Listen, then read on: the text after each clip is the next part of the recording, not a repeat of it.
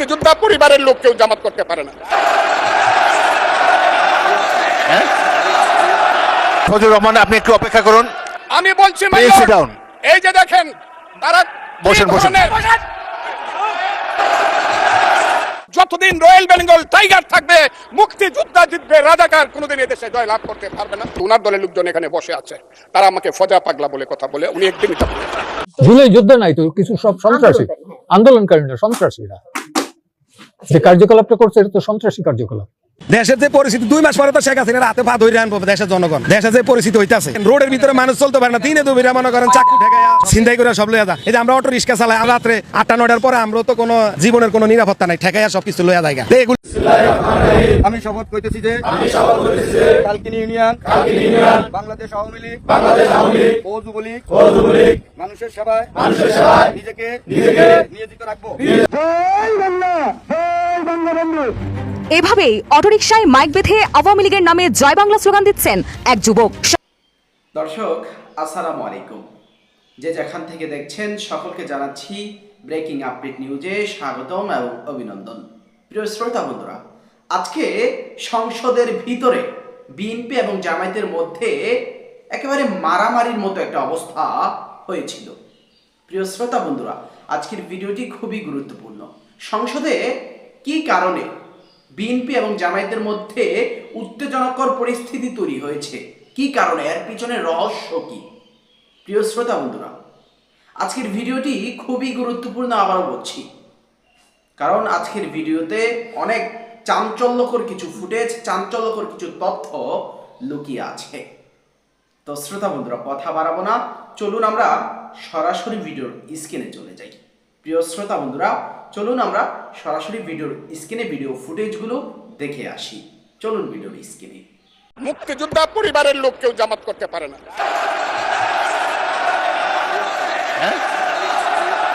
ফজলুর রহমান, আপনি একটু অপেক্ষা করুন। আমি বলছি এই যে দেখেন তারা বসেন।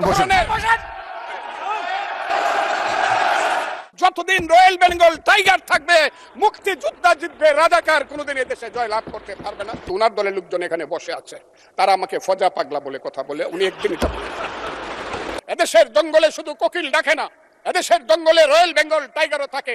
যতদিন রয়্যাল বেঙ্গল টাইগার থাকবে, মুক্তিযোদ্ধা জিতবে, রাজাকার কোনোদিন এদেশে জয়লাভ করতে পারবে না। আমি চ্যালেঞ্জ করে বলে গেলাম।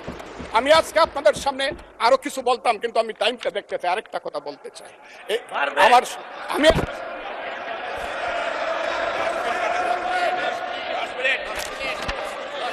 আমাকে 5 মিনিট সময় দেন, আমি শেষ করে ফেলবো। আমি আজকে আপনার সামনে শুধু বলতে এসেছি, মাননীয় সদস্য, আরো 3 মিনিট দেওয়া হলো আপনাকে। আমি বলতে এসেছি, হ্যাঁ, আমার বক্তব্যের পরে বলবে আমরা কি মুক্তিযুদ্ধ করি নাই। যেমন বিরোধী দলের নেতা বলেন, উনাকে আমি অসম্মান করি না, সবসময় মাননীয় বলে কথা বলি, কিন্তু উনার দলের লোকজন এখানে বসে আছে, তারা আমাকে ফজা পাগলা বলে কথা বলে, উনি একদিনই তারা নাকি সভ্য, তারা নাকি ইসলাম। এবং উনি যে বলতেছে, ওইদিন বললো যে আমার দাড়ি পাকা, আমার চোখের সমস্ত পাকা, উনি আমার চেয়ে 10 বছরের ছোট, আমার বয়স 78 বছর, আমি 48 সনে জন্মগ্রহণ করেছি, উনি 58 সনে জন্মগ্রহণ করেছে। মাননীয় সদস্য, আমি ওনাকে, আপনাকে কেউ এই ধরনের উক্তি করেছে আপনার সম্বন্ধে? এরকম তো সংসদে কেউ বলে নাই তো। না, বলছি করেছে। আপনি কেন নিজের টেনে করেছে আছে এখানে উপস্থিত। আমি আজকে আপনাকে বলতে চাই, আচ্ছা, আমি যে কথাটা বলতে চাইছিলাম, বিরোধী দলের নেতা বলেছেন উনি মুক্তিযোদ্ধা পরিবারের লোক এবং উনি শহীদ পরিবারের লোক এবং উনি জামাত ইসলাম করেন। এটা ডাবল অপরাধ। মুক্তিযোদ্ধা পরিবারের লোক কেউ জামাত করতে পারে না। আর শহীদ পরিবারের লোক, মাননীয় সদস্যবৃন্দ, ওনাকে বলতে দেন। মাননীয় সদস্যবৃন্দ, অর্ডার। আপনারা শৃঙ্খলা রক্ষা করুন। মাননীয় সদস্যবৃন্দ, সংসদে শৃঙ্খলা রক্ষা করুন। মাননীয় সদস্য ফজলুর রহমান, আপনি শেষ করুন, বক্তব্য শেষ করুন। আমি আবারও বলে রাখলাম, শহীদ পরিবারের লোক তো জামাত করতেই পারে না, আর জামাত করলে ডাবল অপরাধ করতেছে। 2, তাহলে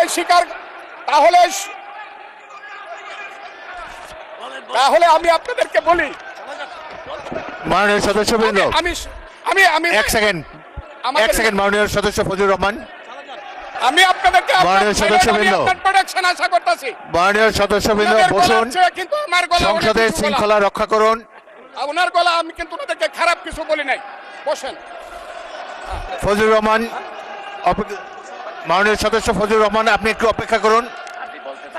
মাননীয় সদস্যবৃন্দ, আমি Kazi Nazrul Islam, please sit down, please sit down, আমি বলছি প্লিজ সিট ডাউন। এই যে দেখেন তারা বসুন, বসুন।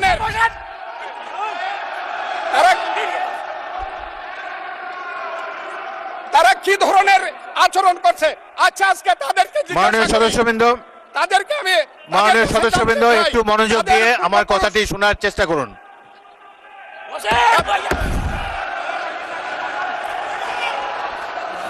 মাননীয় সদস্যবৃন্দ, কাজী নজরুল ইসলাম বসুন, আমি আজকে বসুন, বসুন, এই স্পিকারের কথা শোনার চেষ্টা করুন। এই কথা মাননীয় সদস্যবৃন্দ, একটা কথা আপনারা মনোযোগ দিয়ে শুনেন। সংসদে প্রত্যেক সদস্যের, ফজলুর রহমান একটু ওয়েট করেন, একটু ওয়েট করেন। মাননীয় সদস্য ফজলুর রহমান ওয়েট করেন, hold on for a second, একটু অপেক্ষা করুন। আমাদের নেতা জিয়াউর রহমানকে পাইলো এরা হত্যা করতো 16 ডিসেম্বরের আগে। মাননীয় সদস্য ফজলুর রহমান অপেক্ষা করুন, আমার শেষ, আমাকে হোল্ড অন ফর 2 মিনিটস। দেখেন ডিস্টার্ব, আমি আর তাদেরকে বল। মাননীয় সদস্যবৃন্দ, এটি বাংলাদেশের জাতীয় সংসদ। এখানে প্রত্যেকেই নির্বাচিত হয়ে এসেছেন, প্রত্যেকেরই এখানে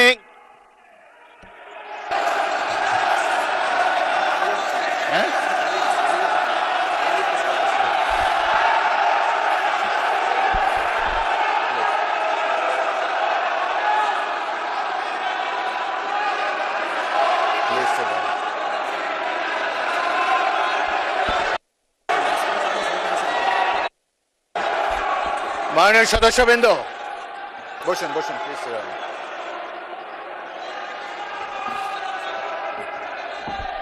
বসুন, মাননীয় সদস্যবৃন্দ বসুন।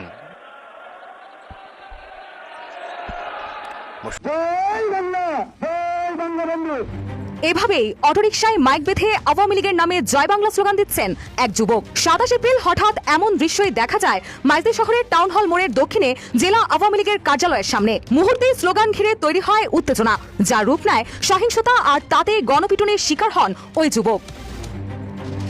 প্রত্যক্ষদর্শীরা জানান, একটি অটোরিকশায় মাইক বেঁধে ওই যুবক শহরের পৌর বাজার এলাকা থেকে সুধারাম থানা অভিমুখে যেতে যেতে শেখ হাসিনা আসবে, বাংলাদেশ হাসবে ও জয় বাংলা, জয় বঙ্গবন্ধু সহ বিভিন্ন স্লোগান দিতে থাকেন। পরে জেলা আওয়ামী লীগের কার্যালয়ের সামনে এসে তিনি অটোরিকশা থেকে নেমে সড়কে দাঁড়িয়ে আবারও একই ধরনের স্লোগান দিতে থাকেন। এতে স্থানীয় কিছু লোকজন ক্ষুব্ধ হয়ে তার দিকে এগিয়ে যান। পরিস্থিতি বেগতিক বুঝে যুবকটি দ্রুত অটোরিকশায় ওঠার চেষ্টা করলে উপস্থিত লোকজন তাকে টেনে হিঁচড়ে নামিয়ে মারধর করেন।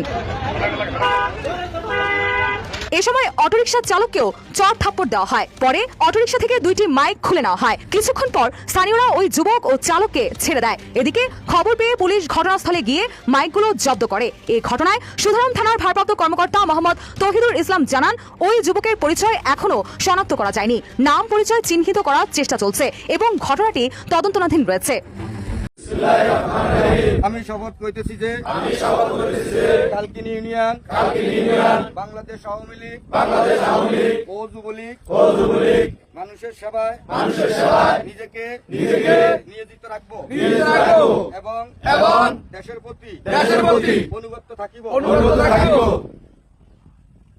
এবং বাংলাদেশের স্থপতি জাতির জনক বঙ্গবন্ধু শেখ মুজিবুর রহমানের কন্যা জননেত্রী শেখ হাসিনাকে বাংলাদেশে প্রত্যাবর্তনের জন্য আন্দোলন সংগ্রামে নিয়োজিত থাকিব। হে প্রভু আমাকে শক্তি দিন, আমি যেন দেশের এবং মানুষের সেবা করিতে পারি। আমিন। জয় বাংলা, জয় বঙ্গবন্ধু, জয় তু শেখ হাসিনা। দর্শক, ভিডিওর স্ক্রিনে এতক্ষণ দেখতে পেলেন কি কারণে জাতীয় সংসদ ভবনের ভিতরে বিএনপি এবং জামায়াতের মধ্যে উত্তেজনাকর পরিস্থিতি তৈরি হয়েছে। প্রিয় শ্রোতা বন্ধুরা, দিন যত যাচ্ছে, সময় যত যাচ্ছে, ততই বাংলাদেশ কঠিন বিপদের মুখে পড়তে যাচ্ছে। দিন যত যাচ্ছে বিএনপি এবং তারেক রহমান নিজেও বিপর্যয়ের মধ্যে পড়ে যাচ্ছে।